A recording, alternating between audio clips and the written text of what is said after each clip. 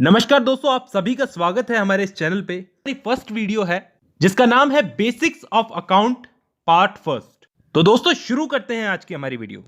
तो दोस्तों सबसे पहले तो हम लोग ये जानते हैं कि क्यों अकाउंट्स की जरूरत पड़ी, क्यों इसका विकास हुआ, क्यों इसको आगे बढ़ाने की जरूरत महसूस की गई। तो दोस्तों अगर आप कॉलेज में हैं तो आपने अपने स्कूल में एक फेमस लाइन जरूर पढ़ी होगी, और ये लाइन है पहले लिख पीछे दे, भूल पड़े तो कागज से ले। दोस्तों इस छोटी सी लाइन में अकाउंट्स का सार छिपा हुआ है।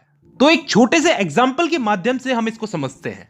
मान लीजिए आपने कोई एक छोटा सा बिजनेस स्टार्ट किया, मान लीजिए मोबाइल का ही किया, और 5 लाख रुपए आपने अपने उस बिजनेस में इन्वेस्ट किए, और कुछ समय तक आप वो मोबाइल का बिजनेस कर रहे हो, लगभग 6 महीने या फिर 1 साल तक।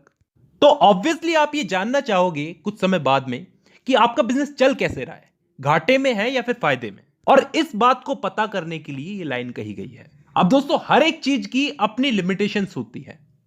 अब ये बात जरूरी नहीं है कि हमको हर चीज हमेशा के लिए याद रह जाए, बहुत सी चीजें हम भूल भी जाते हैं। अगर आपने शुरू से जो भी आपके ट्रांजैक्शंस हुए उन सबको एक रिकॉर्ड रखा, उनको लिखा, तो अगर मान लो आप अगर उस रिकॉर्ड को भूल भी गए तो आप उस चीज को देख सकते हैं अपने लिखे हुए रिकॉर्ड्स में से, और इसी से आपको पता चलेगा कि आपका बिजनेस फायदे में चल रहा है या फिर घाटे में। तो ये तो था हमारा पहला एग्जाम्पल। अब मैं आपको एक और एग्जाम्पल देने जा रहा हूं। अब इस एग्जाम्पल को गौर से सुनना। मान लीजिए आपने अपने बिजनेस में 3 लाख का माल कैश परचेस किया और बाकी का 2 लाख का माल उधार यानी कि क्रेडिट परचेस किया, और ये 2 लाख का माल जो आपने उधार लिया है इसको आपको 6 महीने बाद आपको ये कैश में पैसे चुकाने हैं। और मान लीजिए ये प्रोसेस आपने बिना रिकॉर्ड रखे ही कर ली, कोई लिखत में इसका कोई भी रिकॉर्ड नहीं रखा, और वक्त पड़ने पे आपका लेनदार बोल रहा है कि आपने 3 लाख का माल लिया था, लेकिन आपको मालूम है आपने 2 लाख का माल उधार लिया था। अब आपके पास कोई रिकॉर्ड ही नहीं है तो आप क्लेम कैसे करोगे कि मैंने 2 लाख का माल लिया था। तभी ये लाइन कही गई है, पहले लिख पीछे दे, भूल पड़े तो कागज से ले।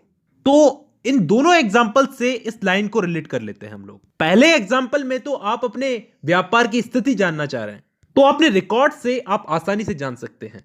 और दूसरे एग्जाम्पल में आपका लेनदार अगर आपसे ज्यादा पैसे की मांग कर रहा है तो आप अपने रिकॉर्ड्स की मदद से आप उसे दिखा सकते हैं लेनदार को कि आपने मुझे 2 लाख का ही माल दिया था। तो आई होप आपको ये लाइन का मतलब समझ में आ गया होगा, और इसी के साथ साथ ये भी समझ में आ गया होगा कि अकाउंट्स की जरूरत क्यों पड़ी। लेकिन दोस्तों आज के संदर्भ में अगर हम लोग देखें तो अकाउंट्स केवल रिकॉर्ड्स रखने तक ही सीमित नहीं है, क्योंकि आज इसका बहुत विस्तार हो चुका है। अकाउंट्स आज प्रबंधन का भी एक बहुत ही महत्वपूर्ण हिस्सा है, जिसको हम इंग्लिश में मैनेजमेंट बोलते हैं। तो दोस्तों आज की वीडियो में बस इतना ही। मुलाकात होगी आपसे अगली वीडियो में, तब तक के लिए धन्यवाद।